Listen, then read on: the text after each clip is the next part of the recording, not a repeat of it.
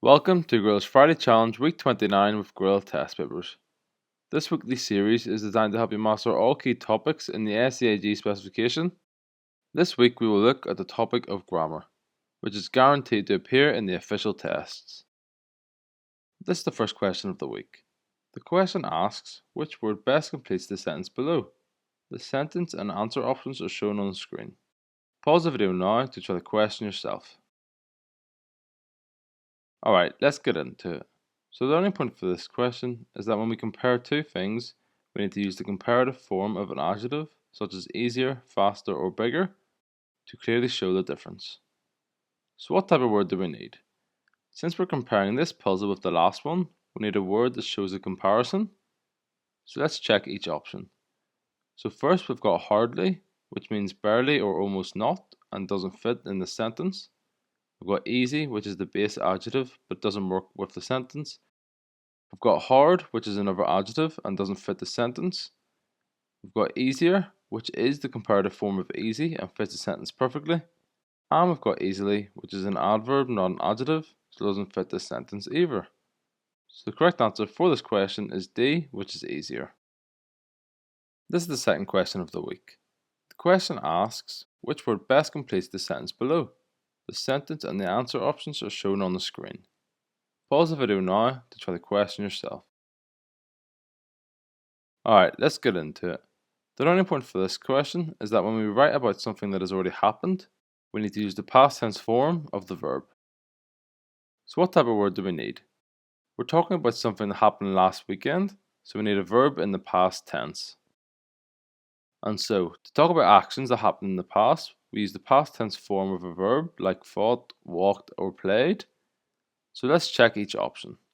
So first we have build, which is the present tense form, so it doesn't fit with the sentence. We have building, which is a noun, so it doesn't work here. We've got a builder, which is also a noun, not a verb, so it definitely doesn't fit the sentence. We have builds, which is the present tense and is used with he, she, it, not we. And then we have built, which is the past tense form of build, and it fits the sentence perfectly. So the correct answer for this question is E, which is built. This is the next question of the week. The question asks, which word best completes the sentence below? The sentence and answer options are shown on the screen. Pause the video now to try the question yourself.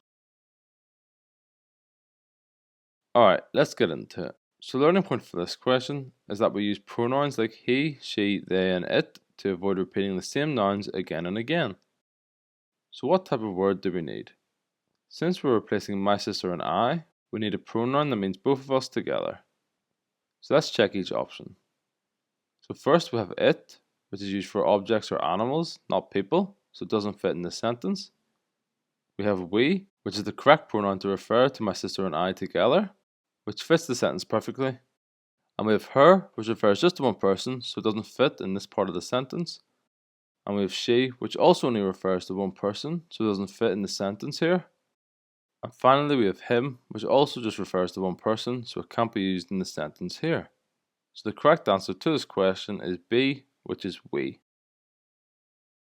This is the fourth question of the week. Although SEAG past papers aren't officially released, this isn't the exact sentence, but it does reflect the same answer that came up in the actual test, which makes it great practice. So the question asks, which word best completes the sentence below? The sentence and the answer options are shown on the screen. Pause the video now to try the question yourself. Alright, let's get into it. So the learning point for this question is that we use who to ask about a person, and it is used when we want to know which person is doing something. So once again, what type of word do we need?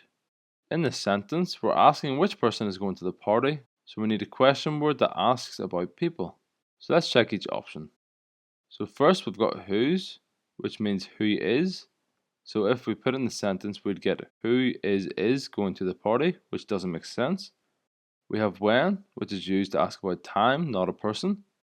And we have who, which is the correct question word, as it would read who is going to the party, which makes perfect sense. Next we have whose, which shows possession, like whose coat is this, so it doesn't work here. And finally we have where, which is used to ask about places, not people. So the correct answer to this question is C, which is who.